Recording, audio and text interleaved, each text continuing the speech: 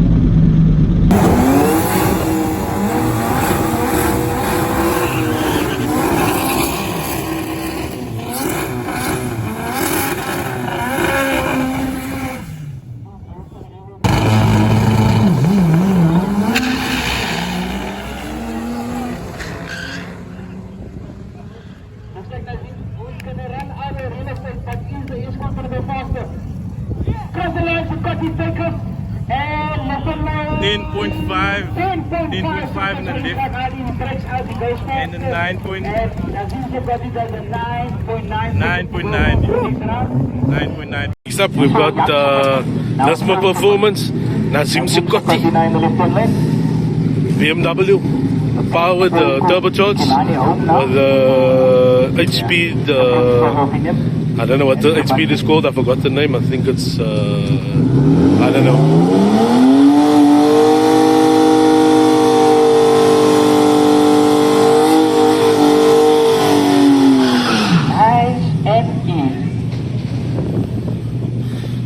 All the way from Kobeka. They're racing in Cape Town, nothing's happening in Kobeka. So they're racing here now. I think I'm pronouncing it right, sorry guys. So they're racing here. He's got the tuning shop, Nazma Performance. He's the owner of this, of that company, or the tuning shop. If you need anything in PE, he'll sort you out. He's one of the tuners there. I think one of very few tuners there. He tunes most of the cars there that I know of in PE, so yeah. Nazim Sikotti. Nazim Sikotti now, first run of the way. Look at this.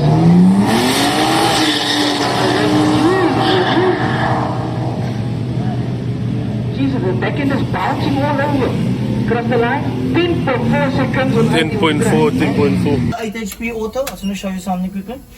So, this one here, even though it's automatic, it's got 8 modes. If you look here, it's got 8 different modes you can run it in.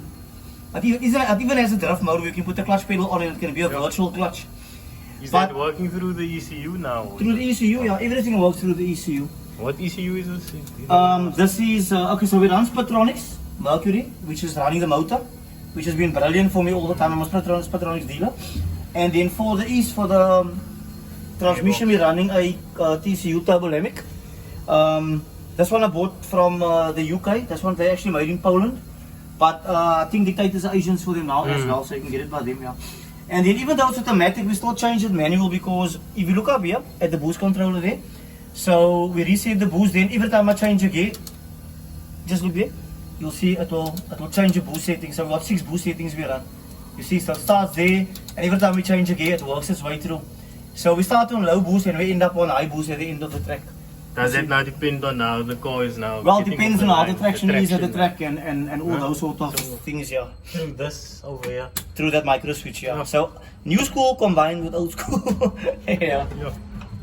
So that's that. That's why. Yeah. And you got an M3 duff at the back. And then obviously Mechatrons and slicks, that's it, yeah. Full cage, obviously. This isn't a street car anymore, no? This one. Or is it still? Long time now. No, it's now only on the street. It's too dangerous on the street, yeah. So it only goes to tracks. No? And then this wing, does it like affect the aerodynamics drastically? Yeah, so we had a wing Keeps it one, down. like a big one, it was very heavy. And then my friend Christo, he made this out of aluminium for me. So it helps a little bit of downforce. Downforce, yeah. Because the car does go fast on the top end of the track, you know. So any downforce, and obviously we had to put a chute on. Because anything faster than 10 seconds, we have to run a chute. Yes, yes. But I'm telling you, I never believe this thing works till I used it. It actually works. It works a charm, man. It really does work. So yeah, that's a big help for me at the moment. And the power on the car, or the figures? Okay, at so the moment? we did make more power in the past, but we've turned it down now. It makes 620 now, and about 1,300 torque. Yeah. But I'll be very honest with you. Depending on what track we race on, we normally turn it down to about 580, 570 because you Else can't it'll use all spin the all the power. way. And if you look, we don't run a very big tire. We had a bigger tire on. We run 26-inch slick. We ran the 9.5 on this because we actually pull away in second gear with a smaller tire. And the car is much better pulling away in second gear than first gear. So that helps. So E36 M3 diff. E36 M3 diff, yeah. Okay. Whole setup, and then we just modify the brackets on the diff because they normally break. We make stronger ones, and then also it's no more limited slip now. So it's now full locker now. And then the shafts, bullet shafts, or No, Still the M3 BMs. shafts, Oh, yeah. and they've been holding for a long time. Yeah. nothing broken. I've never broken the M3 shaft yet, yeah. But like I say, what I like about the automatic box is you can actually set the slip in the box when you put Yeah. it away. So it actually So helps don't with put that the strain, looks. yeah. There's no strain, yeah. The manual box was hard on my stuff. Although it got quick off the line. Yeah. So yeah. So how long does Uncle have this one now at the moment? Yo. Because I've seen this car now for a few years. Yeah, now this at the car was track. white first when I started with it. You know what happened with this car? This was supposed to be a spin car. Okay. So one of my friends, Shabir, he built this car, just finished built it, brought it to my shop to tune it. Is this now the guy that spins Lagadi? That's Nassim's brother. Oh, Nassim okay. is my cousin. Because he was on the channel that time. It was Yes. a long time ago. And Shabir, we call him Biro, Okay. he's brother-in-law. So he owns Unity Motors. So anyway, so he built this thing, a spin thing, brought it to the shop for tune. The motor sounded like marbles, so we called it marbles. Ah. And I wasn't a BM guy, but I sat in the car and I moved it to the dyno and I found him. I said, I want this car. This exact motor. This exact car.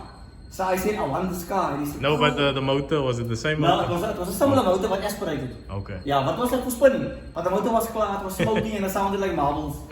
So anyway, so I said, Zima, just build this car. I said, I don't care, I want this car. He said, why? I said, because I feel right in this car. And then I convinced him and he sold me the car. And that's how I started with the beams. And I think it's been 4 years now.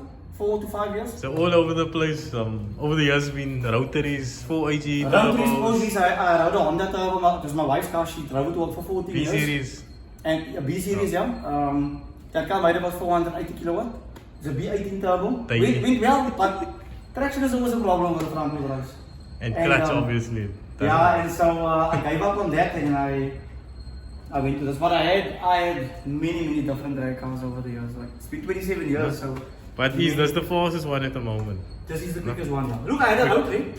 Quickest It had a lot one. of power, but it was Fastest, but it's the quickest. This is the quickest. Quickest. Outright the quickest by Not far. the highest powered. Highest power, yeah. Oh, it is the highest powered one. This is the highest power one. But I see the turbo's not that big, no? If you look at it. Yeah, but you know what? This is But the it secret. spools up fast. This is Probably. the secret to how big this car is. Because I had a massive G40 on here, and the car was lazy at the bottom. But this is a GT35, a stock 35, the turbo clinic in PE. They did some modifications for me on it, and it just works. I mean, when people see the turbo size, it can't be. But the time show, this thing works from A to B. There's no Was there turbo a lane. specific reason it's mounted here at the moment? Obviously for cold air, but is it for the look? Showing off. Showing off, yeah. Usually We it could have was put it in just- there's not a lot of space, or we could have put it at the bottom. But then again, it's a race car. It's a race car, man. So yeah, and it's easy to work on. My guys take it off in Yeah. 10 minutes, you know. So yeah, it's easy to work on. Don't obviously drive in the rain. No, I got a filter. Yeah. I got a filter at, you know, Siraj from Side Hustle. If he sees my filter, don't look right, you bring me a new one. So yeah. Nice shout out there to the Yeah, guys. Raj, he's always looking after me. Definitely.